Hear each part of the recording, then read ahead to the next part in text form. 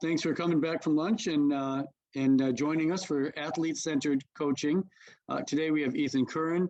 Ethan, you've been one of my oldest friends in rowing for a long time, and I've just found you to be incredibly brilliant at any presentation you've ever given. You're a mainstay of this conference for forever, over a decade now.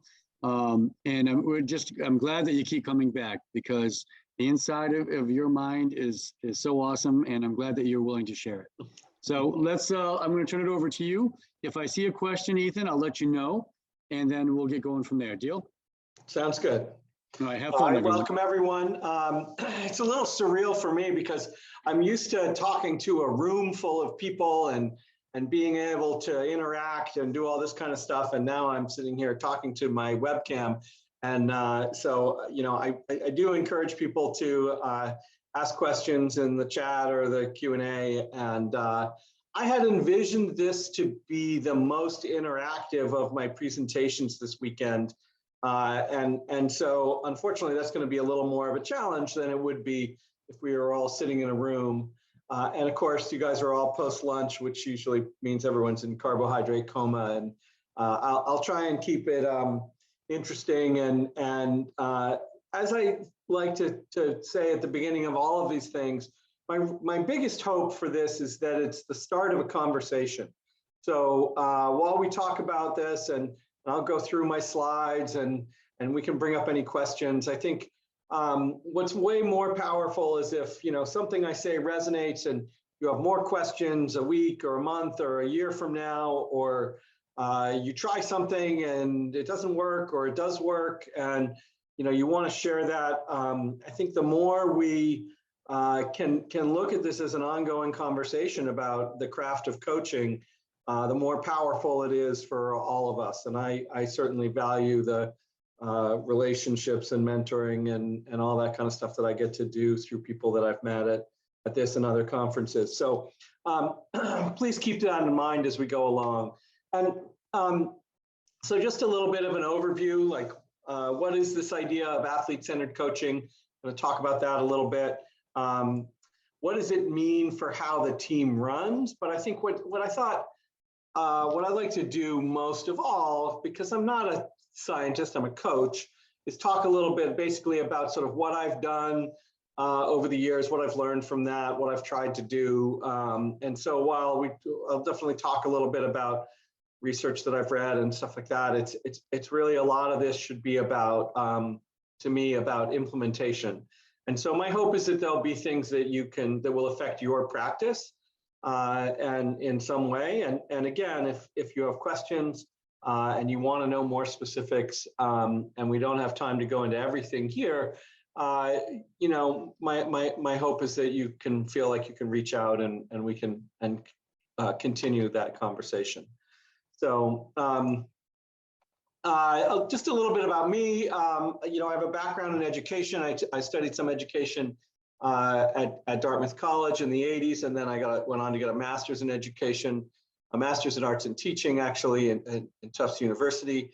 And when I was doing my my MAT, this idea of student-centered learning was just really big at Tufts, and a big part of what the ethos was and people were talking about. And the other thing is that, when I was an athlete and when I was first coaching, a lot of junior rowing in this country was happening, or at least in New England, was happening in the prep schools. I mean, so I spent over 20 years coaching at community rowing.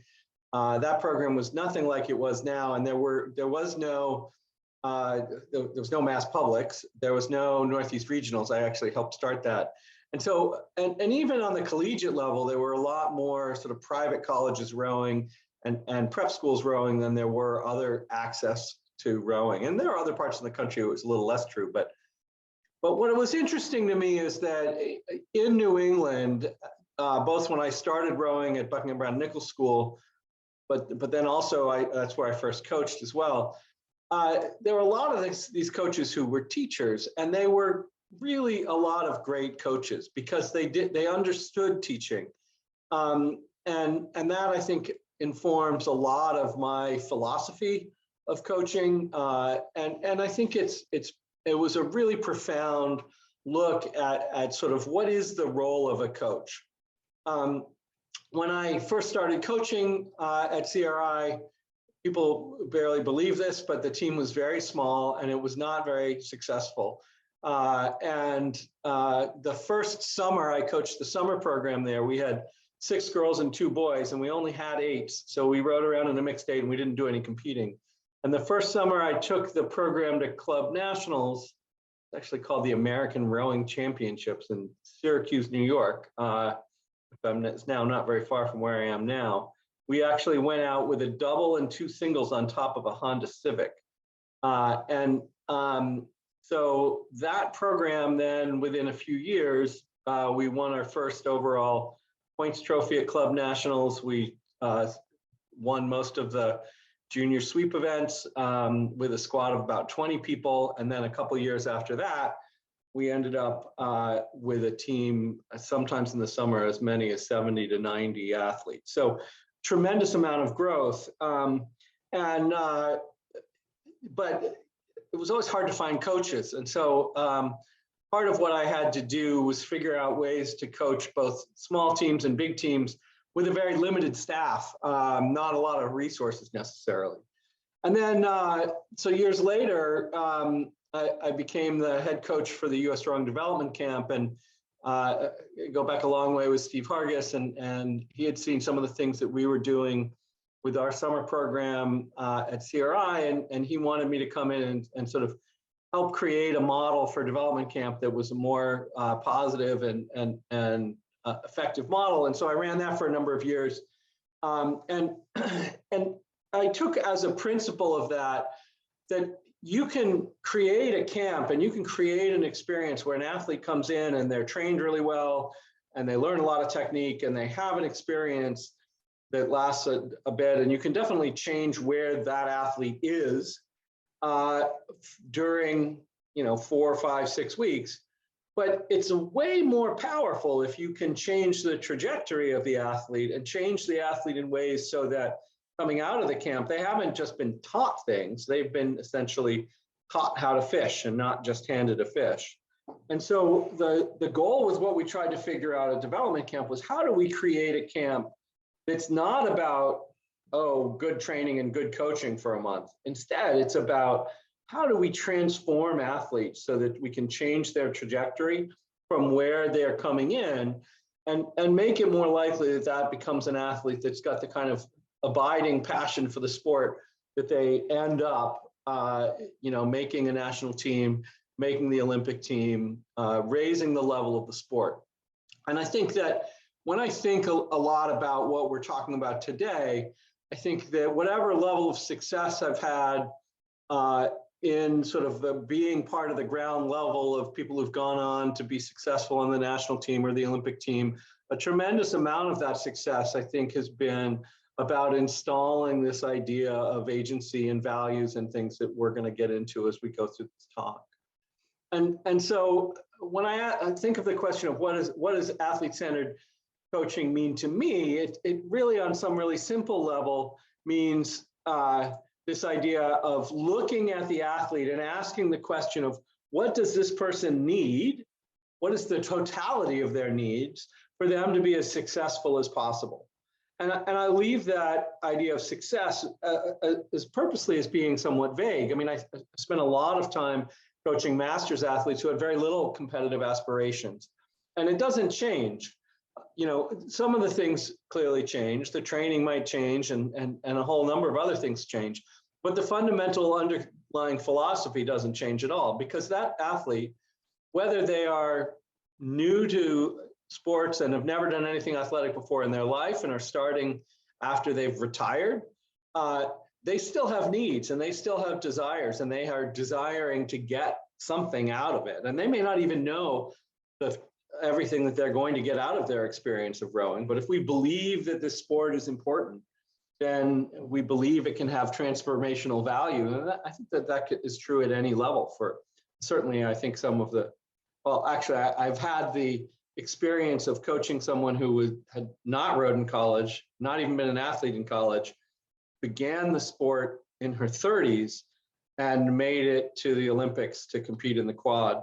And actually came very close to setting a world record at the age of 40 on the erg. So, you never really know. Sometimes these people have really transformational experiences quite late in life, even if it's not just as high school athletes.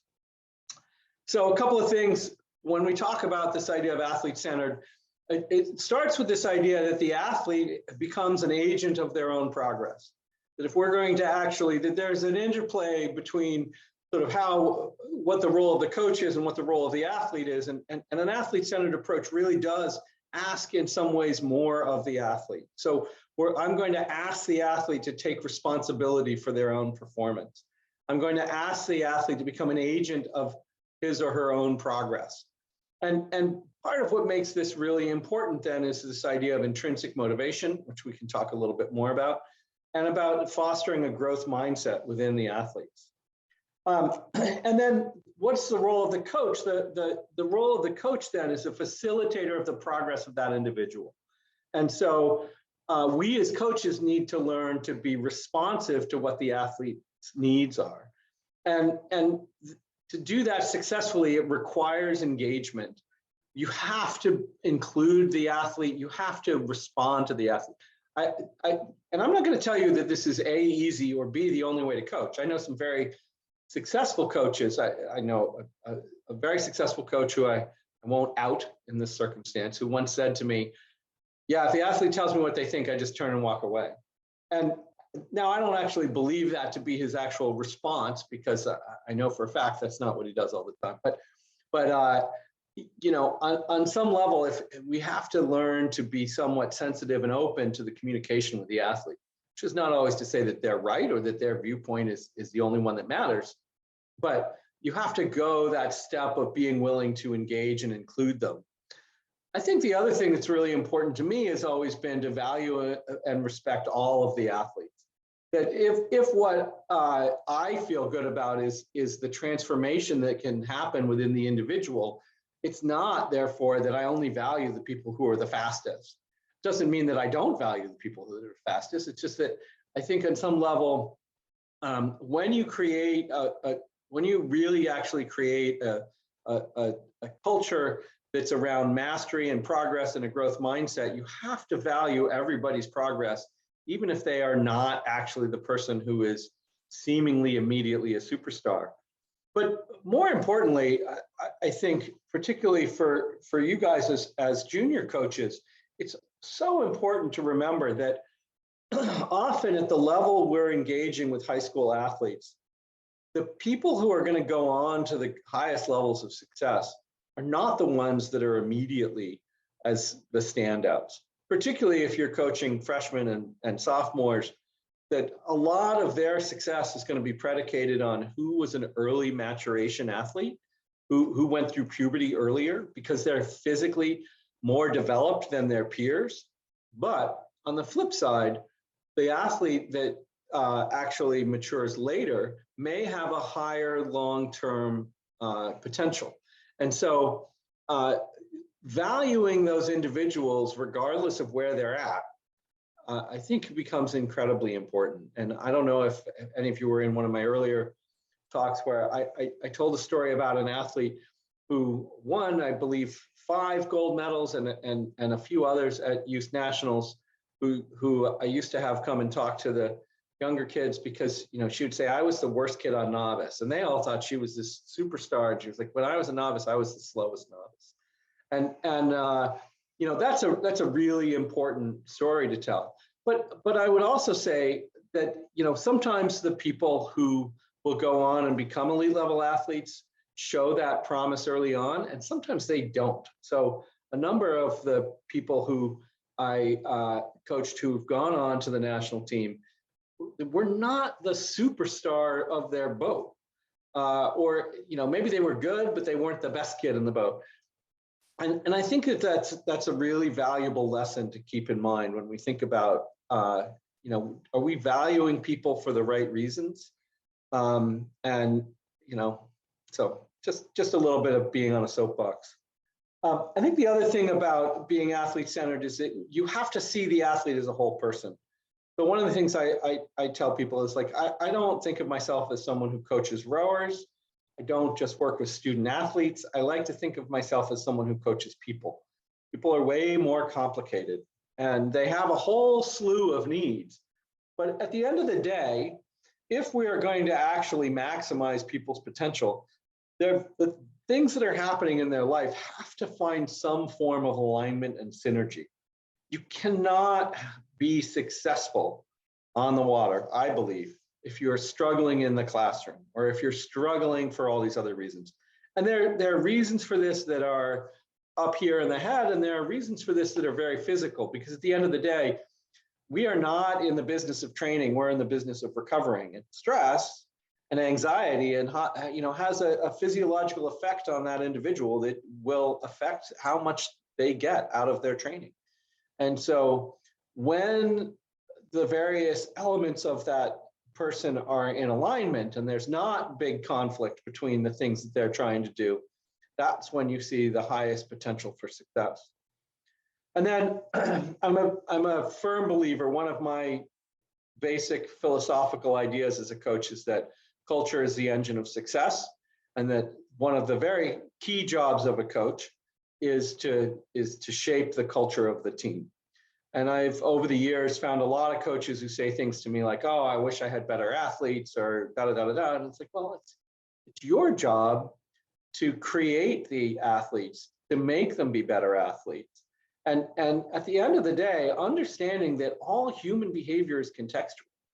So when people come into a situation and they understand what the expectations and norms are, there's tremendous pressure for people, especially adolescents, if you're dealing with high school age kids. But this is true at any level. There's a tremendous instinctive reaction to try and conform to what are seen as the norms. People adapt to the circumstances that they are. This is even the studies on things like the behavior patterns of birth order shows that there's some reality to the fact that there are ways in which the oldest acts one way and the youngest acts another way. But there are also studies that show that those traits only show up in the context of the family. And if you take those people and put them in a professional context away from family, it does zero or little impact on actually how they behave.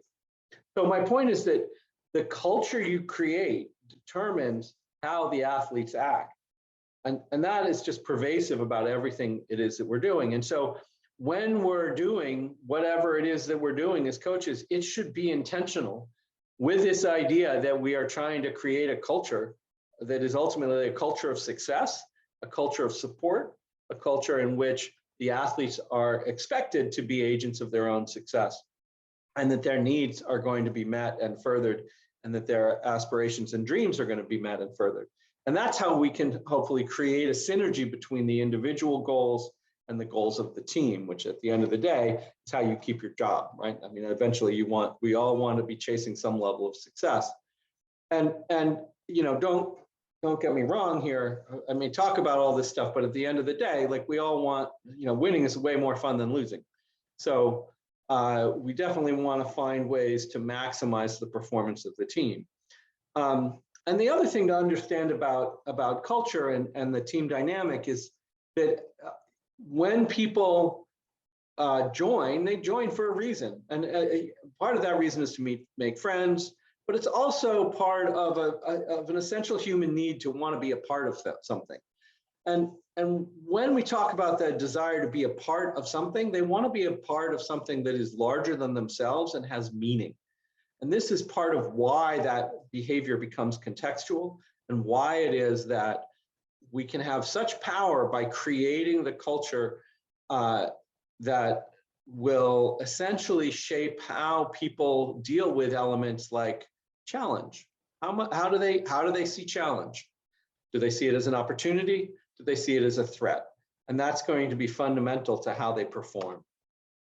So because I wired the way I am, I always like to, I come up with these ideas, and then I like to go and find literature and do some reading and see what's going on. And so I was like, I've started to hear more chatter about this idea of athlete-centered coaching. So I looked up a couple of other things, and I particularly liked Bo Hansen, runs a website and has a business doing this. He talks a little bit about athlete-centered coaching, and I liked what he had to say.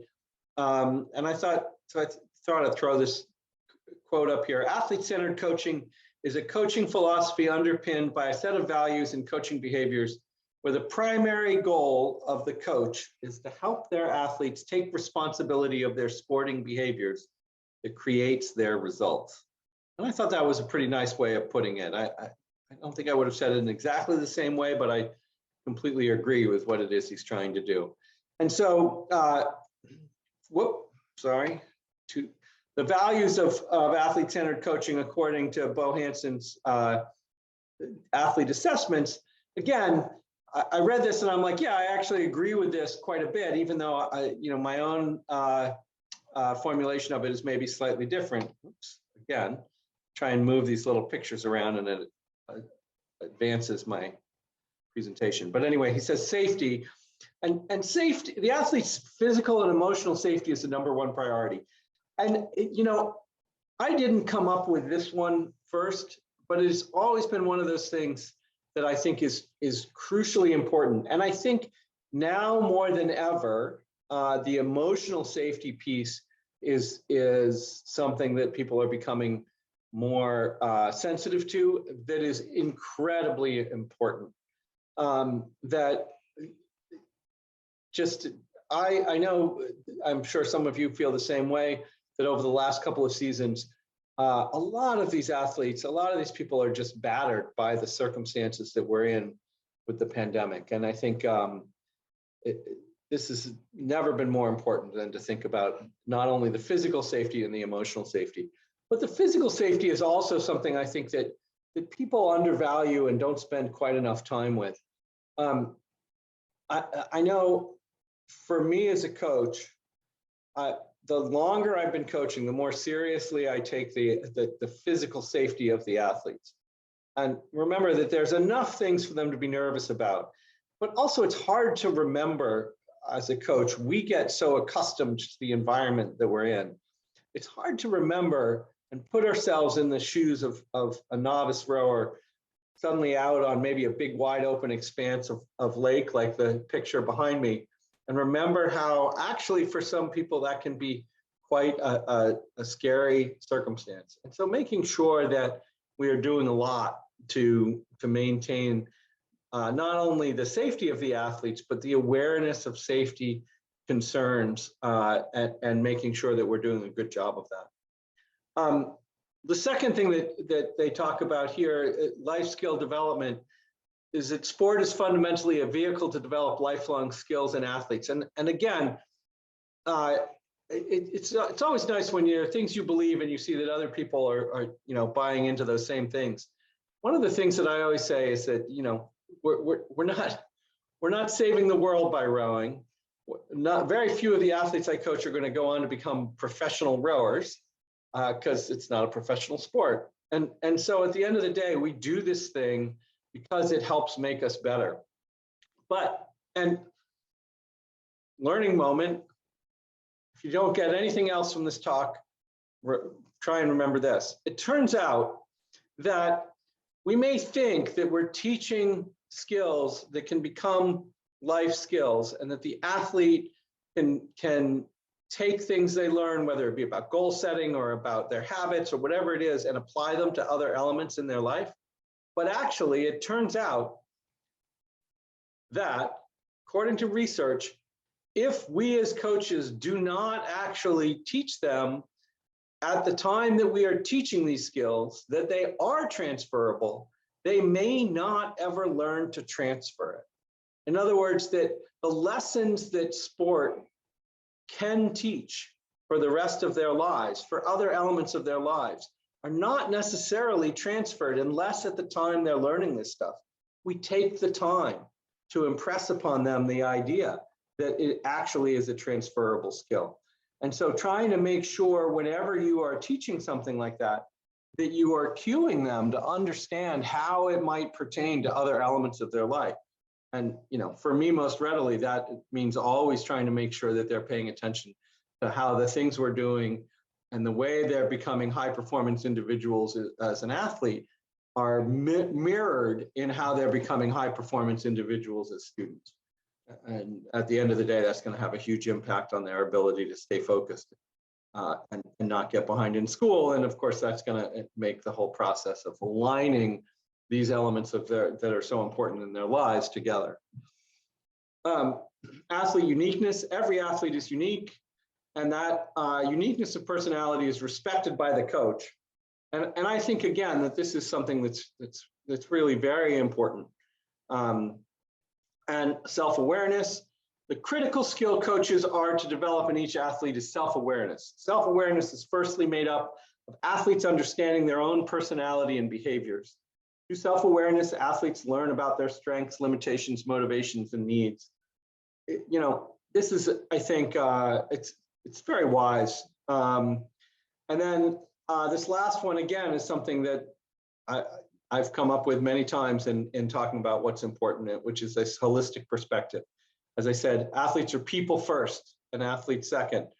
A coach's role, therefore, is to assist in developing their athletes within a holistic framework. And this is, it may sound warm and fuzzy, and there are elements to which some of this stuff does sound warm and fuzzy, but also from a performance perspective, it's also worth thinking about that you'll come to the same place if you just think about incremental gains. So when you start to think about how is it possible to get a little bit faster and as many different variables as possible. This has always been one of my elements of approaching coaching is if we can just get 1% better in everything that we do, then the other part of that is if you can find other ways to get 1% better, then you have found another way in which you can gain an advantage. So, I think that there was a time, nowadays, I think a lot of teams pay attention to nutrition. But I can tell you that 30, 35 years ago, almost no other teams were paying very much attention to nutrition, and we were paying attention to nutrition. And sleep, again, something that I think is now more commonly addressed, and there's a lot of information out there, but something that we were taking seriously at a very early period of time. And so, the more you can sort of do this kind of thing and look at what can we do to give the athletes coping mechanisms for stress or any number of different sorts of things like this, then we can become more effective as a group. All right, so enough about other people. Let's get into some of this idea of methodology. How are we going to actually become these coaches? What are some of the things that this means we're going to actually do? And it starts with assessment. And then we're going to talk about how to build agency and engagement. I'm going to talk a little bit about some specifics of coaching, and then talk about this idea of building a team around the athlete. And I don't just mean the actual rowing team, but rather the team of parties that can help the athlete and help fulfill all the needs of the athlete, and who some of the people who can be on that team can be. So starting out with an assessment, some of the things that I've used. One, I do like to start off with a questionnaire for all athletes that are new to me, just to have them simply write down some questions about their sports background, their injury history.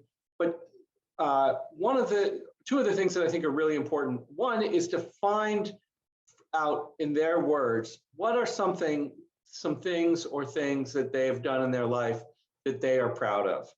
And what's important here, it doesn't have to be in the realm of sports, but it's really important to get an insight into them and what are their moments of triumph and what are their moments of success. And then the second thing is, what are the knowledge, skills, and abilities that they have that they feel like they can bring to the challenges that we're facing. And there's a really powerful study that I read that was based on looking at the efficacy of teams within Homeland Security. And it was very interesting because what they found was that one of the things that predicted whether or not a team of these people coming from all these disparate law enforcement agencies that were coming together to form these teams, and one of the things that made the biggest difference on how effective they were had to do with the very first meeting of the team and whether or not during that meeting, all of the members of the team were able to talk about what they brought in terms of their own effectiveness as individuals. And this is always, from that moment on, always had a big impact on how I handle the very first day of practice in a new season. It's really important for two reasons. One, not only do you want that person to voice something about their own ability to be effective, but it also then allows the other people on the team to understand that thing about each other. So it has an effect both on the individual who's actually talking about the things that they bring to the circumstance, but it also has an effect on all the people around and their understanding of that individual. And so it resonates within the group in a way that's tremendously powerful and has really long-term effects. And it allows the individual to start off with that very first impression, feeling valued and like who they are actually matters to them and matters to the group. The other realm of assessment that is really important is sort of the physical assessments as well. So do they actually have the bodies necessary for the challenge that you want to undertake? And so one of those is just about flexibility. So we know from talking to the medical professionals that you don't have to be Gumby, but if you have elements that are challenged in terms of flexibility, that the rate of injury is going to be way higher. That essentially, if they can't lie on the ground and raise their leg past 90 degrees, they're going to get a back injury at some point because they need more hamstring flexibility. And then the other bit of assessment that I think is really important, I use a profile test, sort of modified Jensen test. I don't know if any of you have the Rowing Faster book that's talked about there, where you're testing peak power, you're testing essentially, you can do it as a 2K, you can do 5 minutes, you're doing like a 20-minute test or 5K or 6K, and then doing some measure of aerobic power. But I found that what's really interesting to me about this is that not only does it allow you to tailor your workouts, and of course, since everyone's in the same boat, you need to tailor, land work or supplementals on your own, what have you, to the strengths and weaknesses of an individual athlete. But what was really interesting to me was seeing athletes who had been on the same team together for years, who had done all of their workouts together, and how actually varied their response to the profile testing was. And so it really opened my eyes to the fact that we are not coaching machines. We are coaching individuals whose response to the training is going to be different. And so if your response to who they are is not targeted, you're not maximizing the potential of your athletes. And then, of course, we need to get a sense of where are they in terms of their own wellness habits. How much sleep do they get? What is their diet like? What is their nutritional timing like? What time do they have lunch at their school? I mean, I'm amazed. Some of these schools have lunch really early in the day. And so you're saying, okay, you had a 10:45 lunch period at school, and we're going to start practice at 3:45. And what if you had to eat between now and then? Like, you need to get a sense of where that is, because you need to know how important it is that you address it more specifically and what steps need to be taken. Okay, so when we talk about team values, if we're going to try and build this idea of agency through culture, then we talk about what does it mean to be part of the team. And the thing to understand about this is that it starts with this aspirational idea that one of the exercises I do is essentially a brainstorming exercise where we talk about what are the qualities of the ideal teammate, or, but there are a lot of different ways you can frame it. And the point is that when you get them to sit down and say, well, what is it, what should it be? They always know what they should be. So whether or not the individuals are all in the habit of acting those ways at the start of this process, any group that I've dealt with, whether it be my own teams or with the start of development camps or other teams that I've worked with, they always know what the answers should be.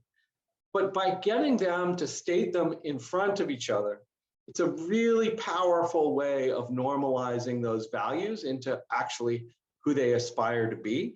but also it allows you as the coach to say, these are your values that we expressed and agreed to as a team.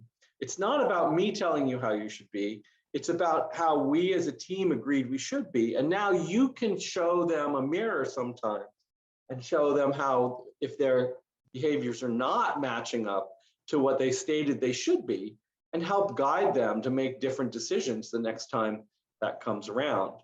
And so it's a really powerful tool to normalize the kinds of behaviors that we as coaches all want them to adopt. I do think that it's important to set team goals, and I'm pretty on the extreme with this. I think some people think I'm crazy because I used to with CRI allow them to choose what votes were going to be the priority. And for example, one year we probably could have put together an 8 that might have challenged for the junior 8, the youth 8 race at youth nationals, but instead we ended up rowing a lightweight 8 and an open weight 4 and a double and a whole slew of things. And at the end of the day, we came away with an awful lot of medals there, and it was a really effective way to do things. But there were some very real reasons why that was a good thing to do. But I allowed them to ultimately make that decision, because at the end of the day, I want them to be completely bought into the process and to be pursuing goals that they have internalized and not be pursuing my goals. Because you're going to get a lot more passionate pursuit of those goals when they're goals that are shared. But I do think it's important to not set the team goals too early. You need to establish a level of cohesion amongst the group before you can have that conversation in a way that's productive. So I never start with the team goals. I always allow those to be kind of unstated. Team values you can start with right off the bat.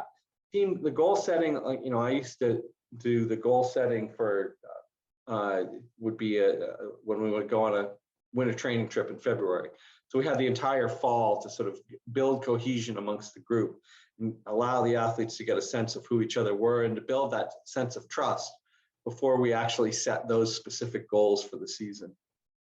I think helping each other is a huge part of it. And that means setting up structures for distributed leadership. Great to have captains, and captains I think play a really important role, but captains can't be your only leaders. And it needs to be clear from the outset, just basically sort of how are you bringing along leaders within the group.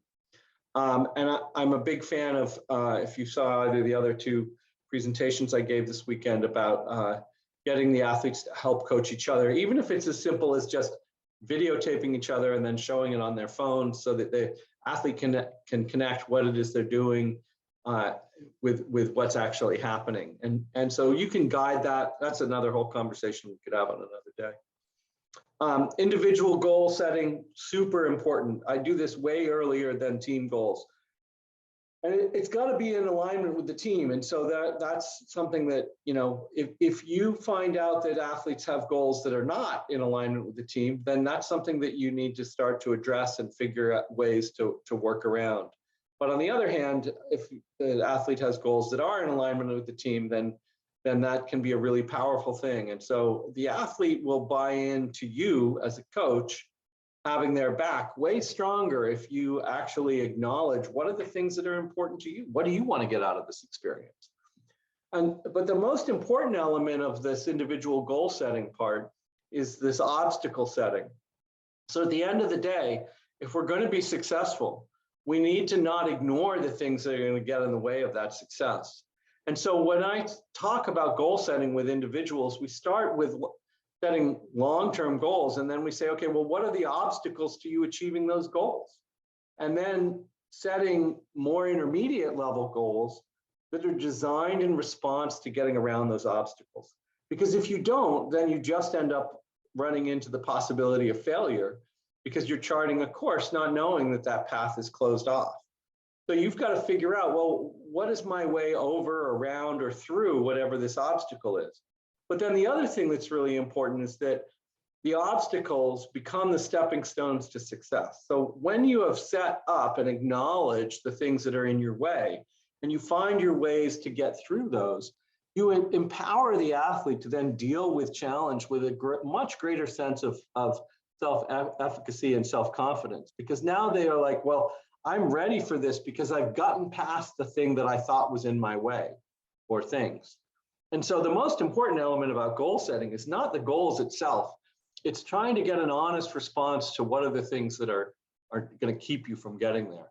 And sometimes these kids can be really great problem solvers. And one example that that I always like was reflecting back on one of the first athletes I had win a national championship and saying, okay, what was the critical moment? And she talked about way back a couple of years earlier when we'd done one of these things, and she realized that if she was going to become the athlete she wanted to become, she needed to get more of her homework done during her study halls. And so this kid, who went on to go to Harvard and did very well academically as well as athletically, had made the connection that in fact she was wasting her time in school, and that was getting in the way of her ability to put in the extra training so that she could become the athlete she wanted to become.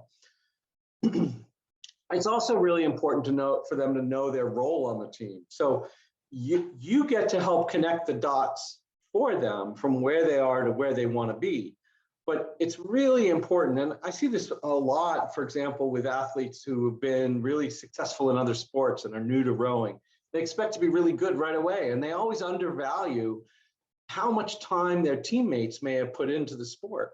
And so then they think, well, maybe I'm just not good at this sport, because they're used to being good at whatever they had done before, and they've forgotten what it's like to be in this role that they're in now.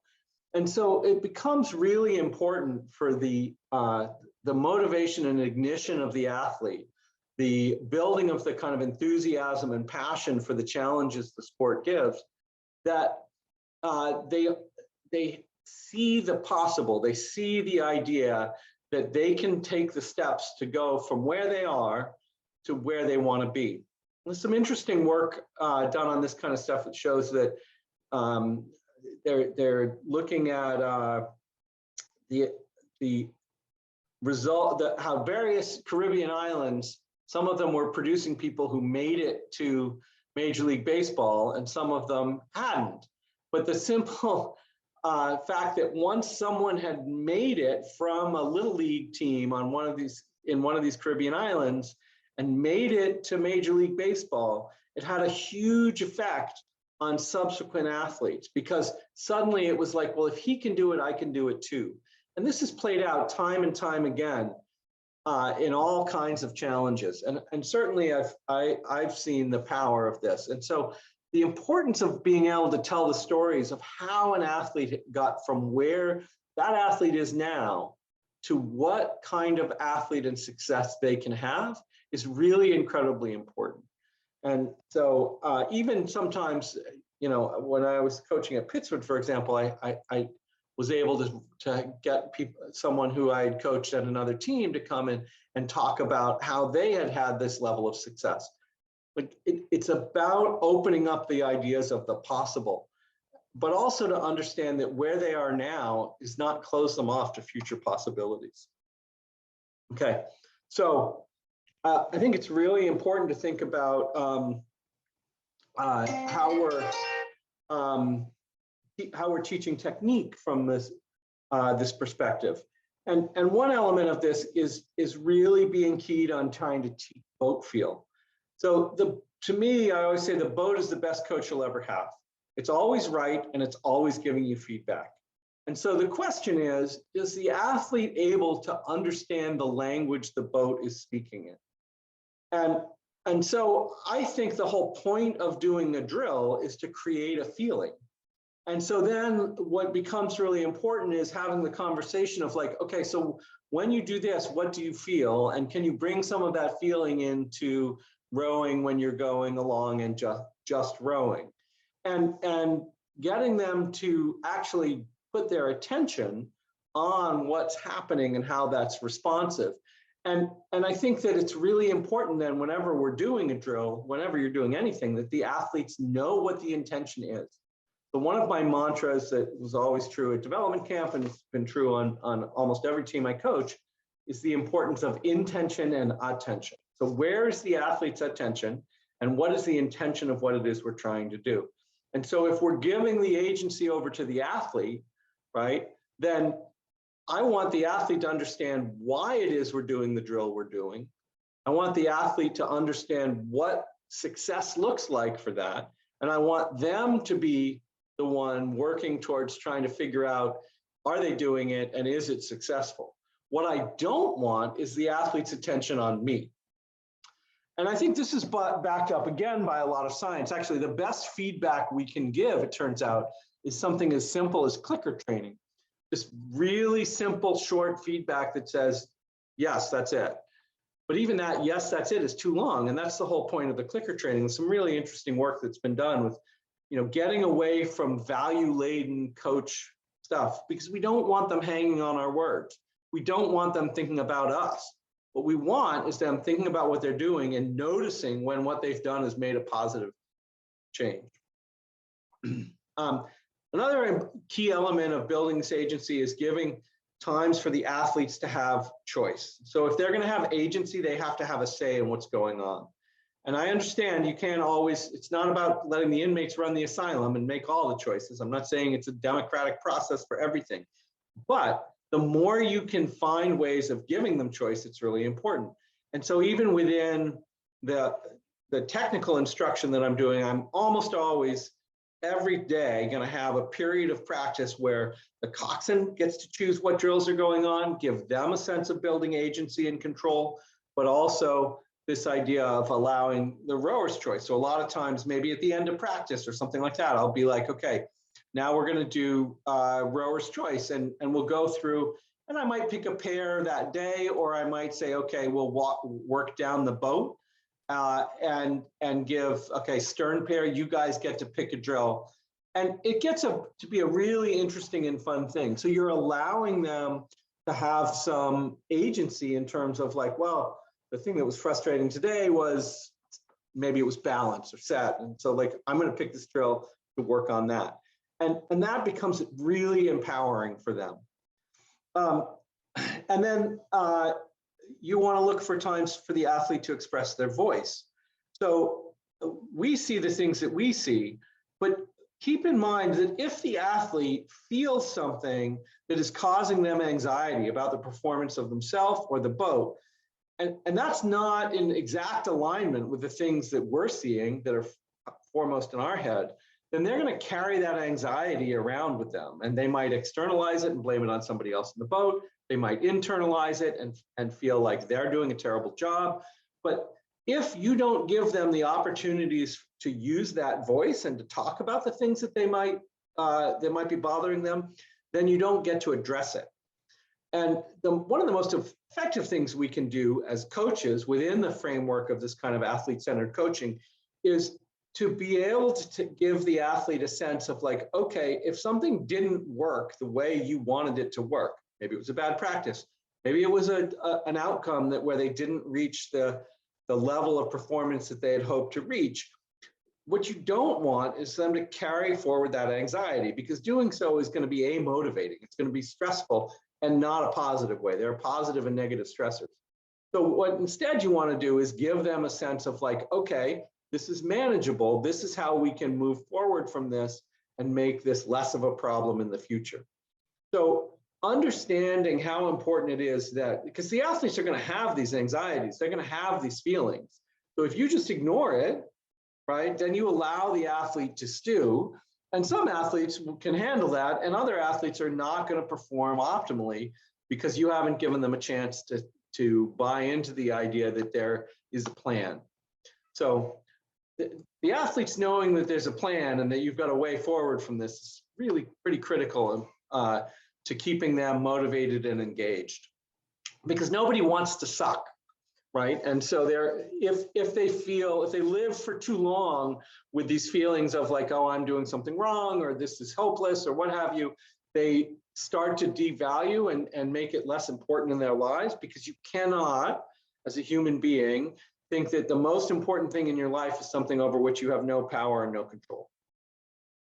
Okay, so building agency through training. The more athletes understand the principles of training, the more engaged they are. So one of the elements that I strongly suggest you all read grit. Some of the work on grit is really interesting. And one of the elements is this idea of the more knowledge people have, the easier it is for them to get through the grind. And so I think it's really important for them to have as much understanding as possible. I think, the side effect of this is I've had an awful lot of athletes go on to be coaches. And I'm proud of that because I think they, hopefully they're making a positive difference. But when they understand, they also begin to understand the intention of it. And of course, I think a lot of times without that understanding, they cannot do the work in the way the work needs to be done. So giving them information is super, super important. But at the same time, this athlete-centered piece does not happen in a vacuum, right? And so I think it's important that you figure out either standards within the team, or sometimes there are external standards. So one of the things that, for example, I used to do at CRI a lot, because I was there for a long time and I had a lot of data, was that I would post, okay, what was the average of the top 8 ERG score the previous year, and the next 8, and the next 8. This is what the average was for the first 8, the second 8, and the third 8 kids. And oh, by the way, here's how they did at Youth Nationals, right? And so if you feel like you want to do better than last year's boat, or the boat from 2 years ago or 4 years ago, well, it's going to be hard for you to set that as a goal and then have that as an expectation if you're slower than they were. And oh, by the way, chances are everybody else is always getting faster, right? And so it can be quite powerful to sort of get this idea of like, this is what the standard needs to be if we are going to be at this level. Now, I'm not going to tell, I frankly never did tell them that the expectation, what the expectation of what their level of performance should be. Yes, this is what the expectation is if that's where they want to be. So if their goal is to be a top boat kid and their goal is for the top boat to make it to Youth Nationals and to be on the medal stand, like this is where the standards are. And that's not about me liking you or not liking you. That's what the performance level needs to be. And that can be a really powerful motivator. I mean, a good friend and mentor of mine years ago, but Barb Kirsch, who's now Barb Groot, was one of the first junior national team coaches to set an ERG standard. And she set the ERG standard at, I believe the first time, it might have been a 735 or even a 740. And everyone thought she was crazy because very few junior women were pulling those numbers. She said, you won't get enough people to fill a camp. And she said, but that's how fast we have to be if we're going to race with the Germans. But the amazing thing was that people started to pull it. And so they had to lower the standard and people kept pulling that. And the more that standard was given with a long enough time horizon, the more people found a way to do that. And I can tell you that, there was a point in time where the standards were such that, 10 or 15 years later, my 2V kids were pulling the standards that would have gotten them to that level at a certain point. And those are certainly no longer the standards. They've continued to improve. So at some point, they need to understand those numbers as well. We talked a little bit about this idea of profile testing, giving you insights into strengths and weaknesses and allowing for individualized on your own training. And not only is that important from a physiological perspective, it's also really important for them to feel like their needs are being attended to as individuals, which is a tremendously powerful thing.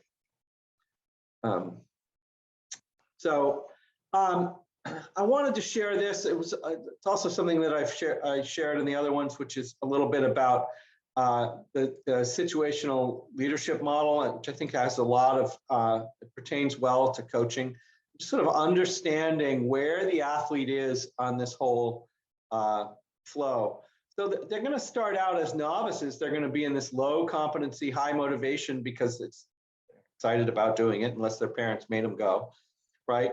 And they're going to need a lot of direction. And then they're going to move gradually through these different areas. And so that eventually the most experienced athletes hopefully are ending up in this high competency, high motivational area.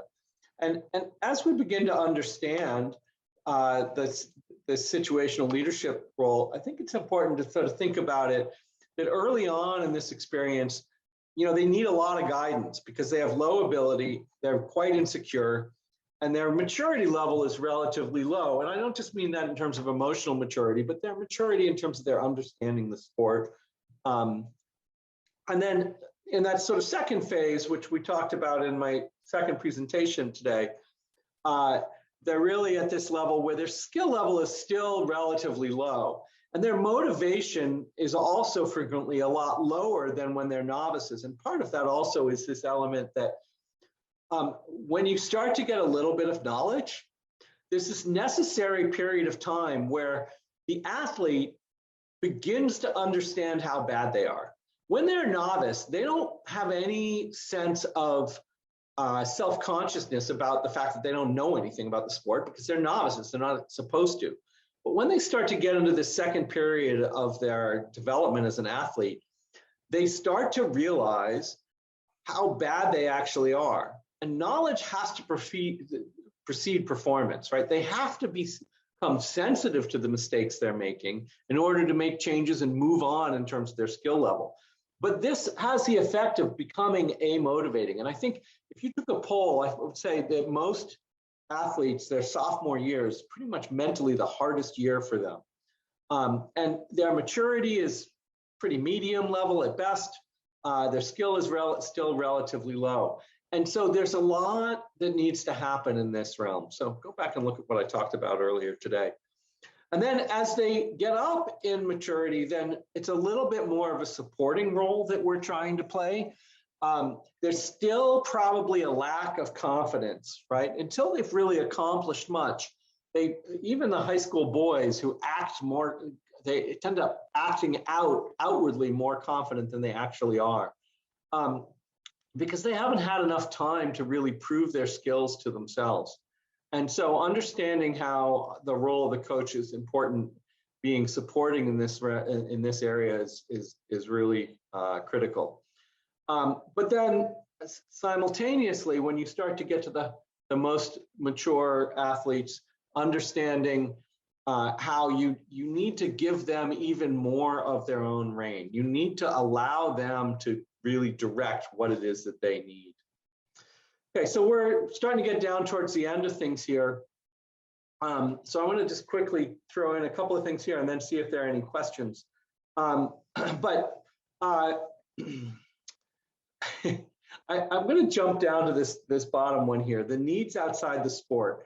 One of my assistant coaches, who's no longer coaching right now, actually is working for Google for way more money, one time made up a shirt that says, I am and it just had this list of all the things that he had to do as a coach in order to be effective.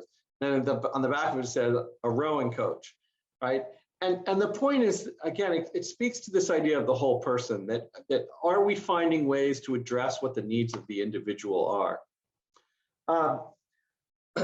Unfortunately, we're going to have to shortchange a little bit some of these elements of intrinsic motivation and growth mindset. But it's really important to understand that autonomy and agency is central to building intrinsic motivation. And if you don't know the difference between intrinsic and extrinsic motivation, spend some time reading up on it. For us as coaches, the most important thing we can do is to reinforce intrinsic motivation within the athlete. And some of the things that will do that is giving them chances to be successful. So the more you can set up challenges and benchmarks that become successes, the more they're going to build a sense of intrinsic motivation. And for me as a coach, one of the things I'm really, we can put in these bios how many boats have won medals and all that kind of stuff. But I think I'm more proud of the fact that even if kids didn't win the last race of the season or weren't even in the top boat, I know from conversations with alums that the kids that I've coached felt successful within the program, and it helped them to feel like they could be more successful people. And the reason for that is that the success or failure was not predicated on outcomes only. It's predicated on all the challenges that were met and seen through the course of the programming. And so your ability to set those things up really determines whether or not they are actually feeling successful, which in turn allows them to go to the line in moments of high pressure and see it as the opportunity and not as a challenge. not as a threat for them. And I think one of the most important things about this on a practice day-to-day level is, do they actually understand pacing? Do they actually understand what they should be doing when they're in the middle of practice? Because if they're failing at the workouts on a daily basis because they're trying to pull splits that they shouldn't be trying to pull, that reinforces in their head their idea that they're failures. If they're succeeding at the workouts on a daily basis, they're going to feel way better when it comes time for competition. All right. So, Mr. Chase, do you need to cut in here? Now you've popped up on my screen. Does that mean I'm out of my time? We're a couple minutes over. We're a couple minutes over. It's been great so far. I'd love to keep going. I did want to make sure that if there were any questions for anybody, that we had a chance if anybody had anything they wanted to ask. I love the quotes. Anybody out there? I didn't make any of this shit up, by the way. Excuse me. Excuse my French. You know, a lot of this stuff, you know, far greater, more successful coaches than I would tell you this is right online. So, well, Ethan, you said this is a start of a conversation, and you threw out a lot of good things that people need to go out and now do a little deep dive themselves, whether it be intrinsic motivation or any of the other aspects of the talk today. You've opened the door. Now it's for people who want to improve to take the next step. So, do we have questions for Ethan? This is the quiet group, huh? Well, Ethan, you know I love you, and it's always great having you. And I'm very thankful for this talk, because I think it opens up a lot of doors that people can now find various ways to become better at the craft. We will be moving on to the next topics. So thank you very much, Ethan, for joining us, and thank you all. Oh, wait, we might have a live one. Hold on. Oh, thank you for an in-depth session. No, you're welcome. Awesome as always, Ethan, and thank you for your time. It was a pleasure, and I just wish we could be doing this in person. It's way easier to get a conversation going when you actually can see. Well, you now have a 1-year head start to start planning your what we're going to talk about next year in person, in front of the fireplace. Sounds good. All right, take care, everybody. We'll see you at the next one.